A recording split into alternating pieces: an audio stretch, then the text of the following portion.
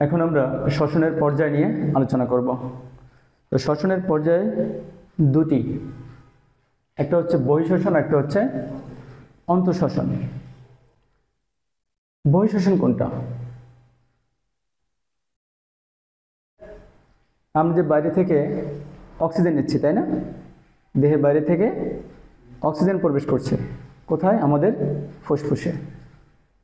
আর ফুসফুসের মধ্যে কি আছে? অ্যালভিউলাস আছে, তাই না? অ্যালভিউলাসের মধ্যে কি আছে? কৈশিক জালিকা বা কৈশিক নালী। তাহলে এটা হচ্ছে আমাদের কি? এটা অ্যালভিউলাস, এটা হচ্ছে অ্যালভিউলাস। আর এই যে বাহিকা যেটা দেখতে পাচ্ছ, এটা হচ্ছে কি? কৈশিক নালিকা, কৈশিক নালিকা। এখন কৈশিক নালিকার মধ্যে যদি কি হয়?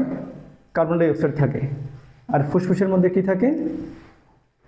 অক্সিজেন থাকে। তাহলে এই দুটো কি হবে? গ্যাসীয় বিনিময় হবে। কি হবে? গ্যাসীয় বিনিময় হবে। তাহলে এখানে দেখো তোমরা, এই যে এগুলো হচ্ছে কি? Carbon die oxide. এই কার্বন ডাই অক্সাইড তাহলে কোথায় চলে আসবে? অ্যালভিউলাসের মধ্যে চলে আসবে। এগুলো হচ্ছে কি তাহলে? Carbon die oxide. কৈশিক নালিকা থেকে কার্বন ডাই অক্সাইড কোথায় প্রবেশ করবে? অ্যালভিউলাসের ভেতরে প্রবেশ করবে। এর বিপরীতে অ্যালভিউলাসের মধ্যে কি থাকে? অক্সিজেন। সেই অক্সিজেন কোথায় প্রবেশ করবে? কৈশিক নালিকার মধ্যে। এখানে কি হলো তাহলে? গ্যাসীয় বিনিময়।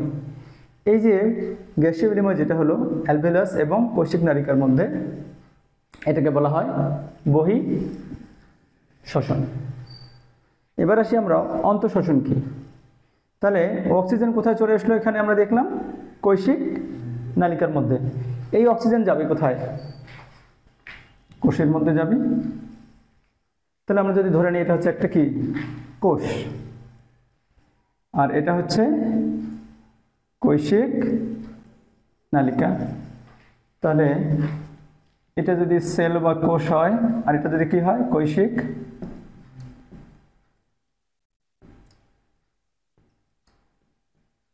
নালিকা। তাহলে যে অক্সিজেনটা এখান থেকে এইখানে আসলো, তাহলে এগুলো যদি হয় অক্সিজেন, তাহলে এই অক্সিজেন যাবে কোথায়? সেলের মধ্যে প্রবেশ করবে। আর সেলের মধ্যে শ্বসন হয় না? সেই শ্বসন প্রক্রিয়া কি তৈরি হয়? কার্বন ডাই অক্সাইড এবং পানি। সেই কার্বন ডাই অক্সাইড কোথায় চলে আসবে? তাহলে কার্বন ডাই অক্সাইড চলে আসবে কোথায়? কৈশিক নালিকায়। আর এখান থেকে অক্সিজেন যাবে কোথায়? কোষের ভেতর। তাহলে এখানে একটা কিন্তু গ্যাসীয় বিনিময় হচ্ছে, তাই না? তাহলে এটাকে বলা হচ্ছে অন্তঃশ্বসন। তাহলে বহিঃশ্বসন এবং অন্তঃশ্বসন বুঝতে পেরেছ? তাহলে বহিঃশ্বসনটা কোথায় হচ্ছে? কৈশিক নালিকা এবং অ্যালভিউলাসের মধ্যে যে গ্যাসীয় বিনিময় হয়। আর অন্তঃশ্বসনটা কোথায় হচ্ছে? কোষ এবং কৈশিক নালিকার মধ্যে যে গ্যাসীয় বিনিময় হয়, এটাই হচ্ছে অন্তঃশ্বসন।